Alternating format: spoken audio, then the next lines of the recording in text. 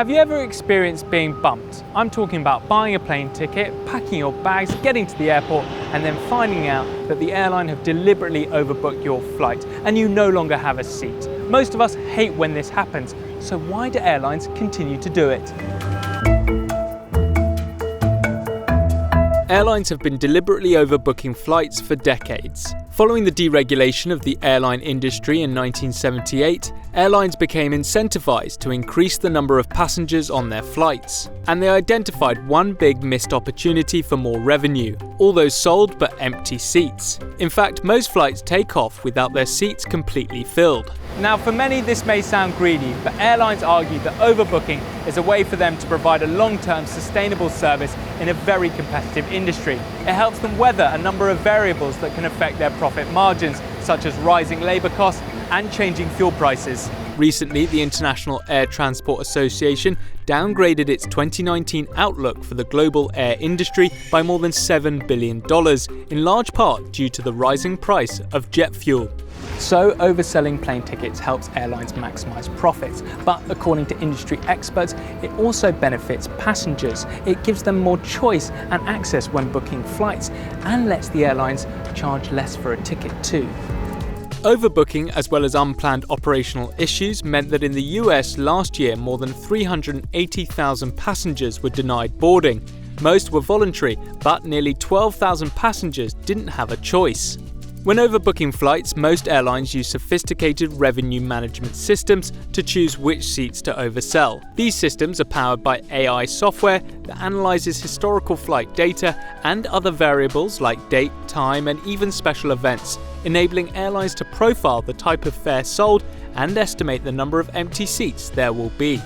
For instance, it may spot an increased risk of no-show passengers on connecting flights, who might miss their connection if their first flight is delayed. There's also a chance that tickets booked speculatively may result in empty seats. For example, large optional group bookings may later end up requiring less seats than expected, which is why airlines will oversell these flights until seats are named and paid for. But the opposite also applies. Once confirmed, group bookings are highly likely to show up, which means the airline's need to overbook will actually reduce. Airlines are also alert to flights with passengers on flexible tickets. These tickets cost more but allow travellers to change their flights without a fee. Usually used by business travellers, flexible tickets are a big reason for airlines overselling flights. There's also a high chance that this type of traveller books flexible tickets on multiple flights to cover their options, leaving at least one seat empty. This was especially true with the Concorde. The supersonic jet could only seat 100 passengers, yet British Airways and Air France reportedly sold up to 130 tickets for each flight, knowing that the majority of passengers were business travellers, booked on flexible tickets, and could change their mind on what flight to catch at the last minute. If BA and Air France hadn't oversold those flights, the empty seats would have been a huge hit to their profitability.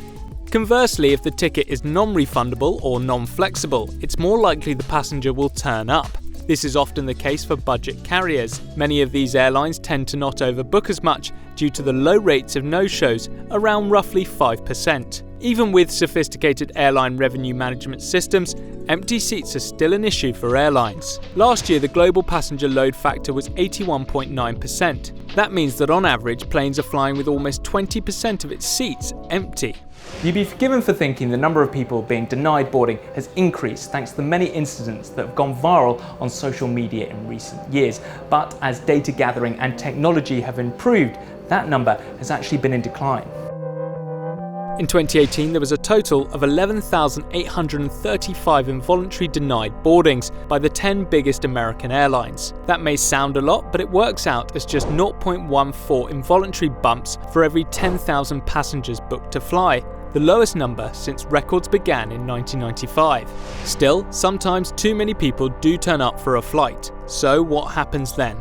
First, airlines will ask if any passengers are willing to give up their seat, also known as voluntary denied boarding. The vast majority of overbookings in the US last year, around 97%, were solved voluntarily. But if there aren't enough volunteers, airlines will then involuntarily bump passengers at the airport. The criteria for who is denied boarding varies depending on the airline. However, according to some industry experts, you're less likely to get bumped if you're travelling in first class, have an ultra-high status in the airline's frequent flyer program, or you're travelling with your family. If you're travelling alone, one of the last passengers to check in, and bought your ticket last minute or at a cheap fare, then you're more likely to get bumped. And if you are involuntarily denied boarding, there's nothing you can do about it. That's because when you book a flight, you're agreeing to an airline's contract of carriage. The terms and conditions within that contract state that the airline has the right to deny boarding to any passenger they wish. So are passengers at the mercy of airlines? Legislation on passengers' rights vary around the world, so it depends on where you are and which airline you're flying with. If you're flying to or from EU airports on a European airline, you are generally well protected. That's because of the EU's flight compensation regulation. Let's say you've been denied boarding on your overbooked flight from London to Paris. EU law gives you two choices. One is a full refund of the ticket plus a return flight to your original point of departure if you had travelled on a connecting flight. Or you can request to be rerouted to your final destination as soon as possible or at a later date that suits you. Regardless of which option you choose to take or the duration of your delay, you're also entitled to compensation relative to the flight distance. In the US, compensation for being bumped is based on the duration of your delay and whether it is a domestic or international flight. If you were involuntarily bumped off but arrived no more than an hour after your originally scheduled arrival on another flight, you receive no compensation whatsoever. If the airline doesn't organise substitute travel arrangements, then the maximum you can claim is $1,350 on a domestic flight, regardless of whether the cost of the ticket exceeds that amount. Airlines can offer such compensation in cash, travel vouchers, or a combination of the two. You may be surprised to hear that there are passengers who love getting bumped and will intentionally book flights at the busiest times to increase their chances. Some airlines, like American carrier United, offer up to $10,000 compensation for passengers who get bumped. People who need to travel urgently also benefit. They can buy tickets for a departure even though it's theoretically sold out. In addition, filling every seat on a flight helps reduce the environmental impact per passenger at a time when commercial aviation faces criticism for its carbon footprint. As artificial intelligence and algorithms improve, the number of jet setters being denied boarding will continue to decline. But airlines make more money from overselling flights than they do from compensating passengers without seats. And that means the current business model isn't likely to change anytime soon. So don't be surprised the next time you get bumped.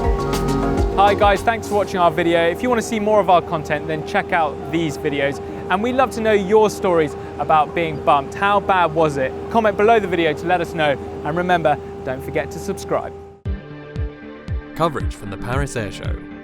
Brought to you by Airbus.